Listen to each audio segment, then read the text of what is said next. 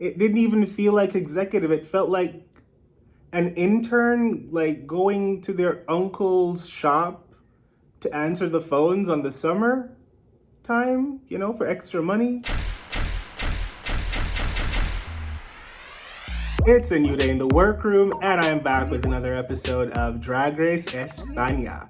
Now, don't forget, if you want to get all the juicy details about what actually happened in the episode, and my thoughts on all the drama, the reading challenge, and the snatch game. Yes, I said the snatch game. That's what happened this week. Please go over to my Patreon. The link is in the bio or description below, actually. Go check that out. You'll hear all my thoughts on it. This week's episode had a ball.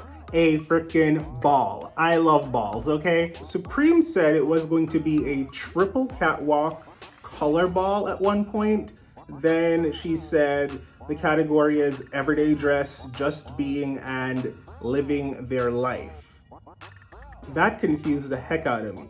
But eventually I realized that no, that's not actually the categories of the ball, but the categories actually are trashy chic, aggressive executive, and Marbella jet setter. So I'm going to be going through each contestant or each queen one by one and going through all three of their looks, just so that it's easier for me to get through all of them. And I'm going to be just stating whether I love it or I don't, because I feel like a lot of times when I'm going through their looks, I'm contemplating what I'm feeling about the look with you, and you guys are a little bit confused, like, wait, do you love it or you hate it? I'm figuring it out in my head as I'm looking at it and talking to you, but I'll be very clear if it's a go or it's a no. First up, with Carmen's trashy chic look, I love this look. I think the hair is just disheveled and messy enough to be chic and still trashy. I love the bralette. I love the high-waisted, sports bottom paired with a really sexy shoe and a bag. This is perfection for me. The trashy chic was freaking established. I love this color on her. She always has a tan. Her skin's always glowing. Her face is always beat. She's beautiful. This is a freaking amazing look. I love this for the category. But for some reason, I am staring at her crotch. And I don't know why. It just looks like maybe the tuck wasn't tight enough or... Okay, moving on. Carmen's aggressive executive look. I think it was brilliant. I love the fact that she gave us a sleek back low ponytail, which is very classic and it goes well. It lends itself to the theme of executive. I love that she gave us the sexy lingerie underneath, this really beautiful bedazzled blazer, the briefcase, the phone, everything worked. It's very modern executive, but with an 80s twist and sexy. This worked for me. There was nothing wrong about it at all, in my opinion. Okay, Carmen's Marbella jet setter. I had to Google what is the fashion like in Marbella? And based on what I've researched, it's a resort type town with a bunch of think of it as Jersey Shore. They're on the beach, there's some money there, but they're kind of tacky and pretty sunburned. And I don't know if I'm getting all of that, but I will say that she does give me the elegance of the money aspect. The tan is there. She looks beautiful. I could see her sitting in a bar on a beach in that, I guess. The only problem I have with this look, to be honest, is her beard. It looks like she's having a 5 o'clock shadow.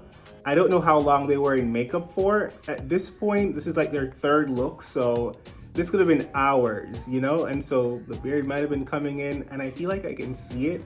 And that's the only issue I have with this outfit. Otherwise, it's a really great look. Sagittaria's trashy look, I'm just gonna be throwing out compliments right now. It's pretty inspired. I feel like while the reference that I'm getting from this look is obviously a North American reference, there more than likely are people in Spain and different parts of Europe that portray this type of look. But when I see this, it just screams Jersey to me. And that's what I expect from like a trashy chic.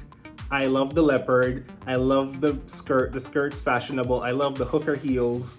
I love the boot, the poofy, like the poof at the top in the hair, the cigarette. It screams freaking trashy, but at the same time, it's kind of hot. Nailed it. Oh, honey. Honey, honey, honey. I freaking adored this look on Sagittaria. I feel like her aggressive executive was freaking amazing. The hair, a 10. I think it's really great. It's giving me Ariana Grande from like a time before. I love the look of this outfit. When she took off her cape, her ass was out, so it did give me the aggressive part of the executive. I have nothing bad to say about this. I'm sorry. It was really smart. It was really well executed. It was freaking fabulous. I'd have probably changed the shoe. But apart from that, it's perfection. I feel like Sagittaria's Marbella Jet Setter look is beautiful, but at the same time, it doesn't scream Marbella Jet Setter to me. It's like a little too polished. And I'm trying to figure out who's wearing that on the shore, you know? Like who's wearing that in this resort area? It doesn't give me what I think it should have been given me. It's not giving what it was supposed to give. But it's beautiful. Like aesthetically, it's stunning. The hair is a little too shiny. She needs to spray some salt water in the hair to give it, you know. But it's a good look.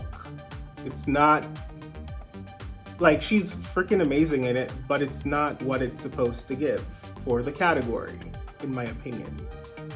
What do you think? Killer Queen, the queen who saves lives, she is giving me trashy. She is smart about it. She's going the campy route. I know this girl. I identify with this girl. I've seen her. It makes sense. The story's there. Everything head to toe. It's like, yes. Yes, yes, yes. This red outfit is actually pretty bomb. And I'm kind of living for it. But it's perfect for trashy chic. Like, it's really good. I will say, for Killer's aggressive executive, I was not sold. I understand she's progressing with this character on this campy route that she's taking. However, while it's executive, it's not giving me the aggressive part. And that's the only reason why I'm like,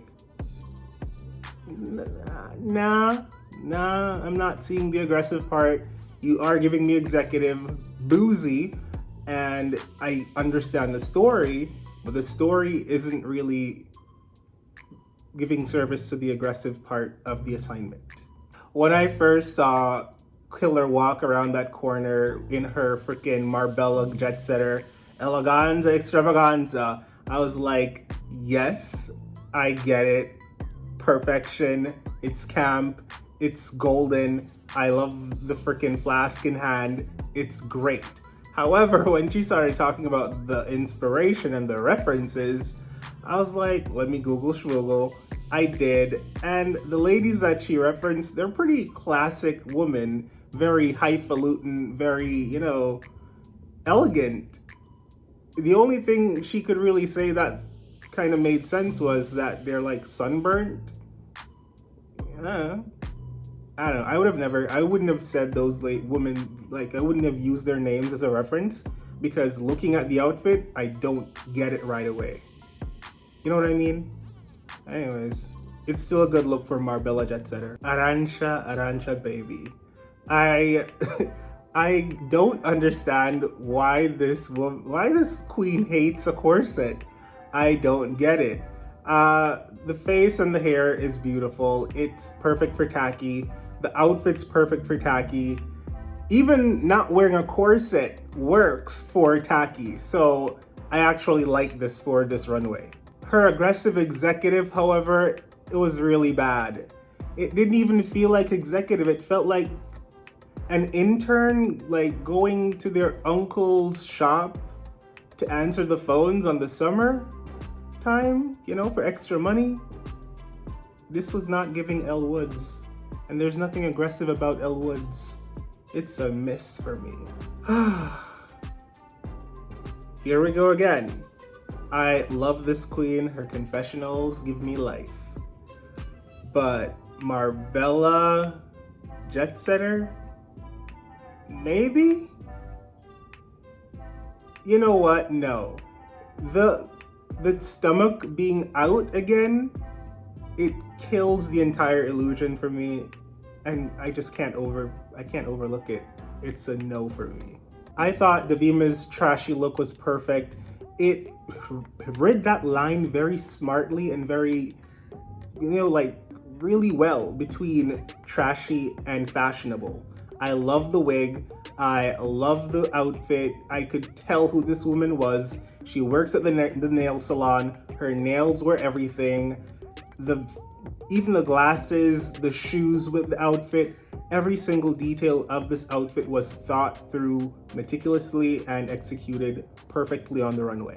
I love this. Her aggressive executive look was very simple. It's pretty similar to what we've seen on the runway before. It's a blazer and lingerie underneath. In her case, just a panty. But the blazer has an interesting cut, and I like that about it.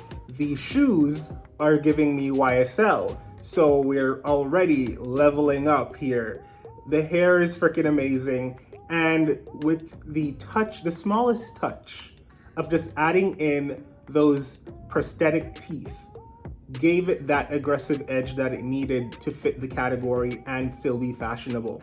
And I think this was just so smart of her. When she first turned the corner and she gave me this whole 80s prom look, I was like, no, I am not here for this, Vema. What is happening? But she's like, this is her take on it. This is what someone in Marbella would be serving back in the 80s, trying to fit in and trying to be fabulous and whatever. I got what you were saying, but I'm not buying it. I don't love this for this category.